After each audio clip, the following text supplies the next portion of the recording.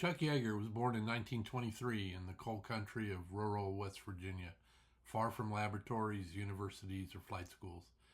He grew up hunting, fishing, fixing engines, and learning self-reliance, skills that would later define his flying. He wasn't groomed for greatness. He didn't go to college. He simply learned how things worked and how not to panic when they didn't. Yeager joined the U.S. Army Air Force in 1941 as an enlisted aircraft mechanic. Only later did he become a pilot. But during World War II, flying P-51 Mustangs over Europe, Yeager revealed something rare, instinctive mastery of an aircraft at its limits. Shot down over France in 1944, he escaped with help from the French resistance and returned to combat, something pilots were usually forbidden to do. By war's end, he was an ace, credited with shooting down multiple enemy aircraft in a single day.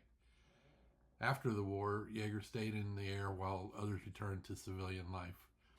Assigned to experimental test flying, he entered the most dangerous job in aviation. Aircraft was pushing toward unknown territory where controls locked up, structures failed, and pilots often died without understanding why. In October 1947, flying the rocket-powered Bell X-1, Yeager became the first human to exceed the speed of sound in level flight. He did it quietly, without publicity, even while flying with cracked ribs from a horseback accident days earlier. When the shockwave passed, there was no explosion, only silence. The barrier everyone feared had been broken.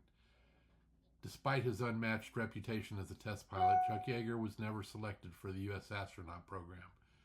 When NASA formed its first astronaut corps in the late 1950s, the requirements favored younger pilots with engineering degrees, credentials Yeager lacked and openly dismissed.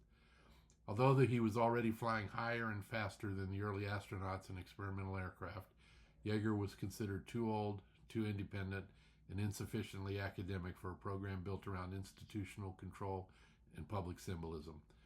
Privately, the decision stung, but Yeager accepted it with charismatic bluntness, later remarking that he preferred flying airplanes on the edge of possibility to riding rockets where he had little control. Yeager died in 2020 at the age of 97. Yeager trained generations of pilots, commanded combat units, flew hundreds of experimental aircraft, and remained deeply skeptical of bureaucracy, credentials, and ego. He believed that good pilots were made by judgment, not degrees.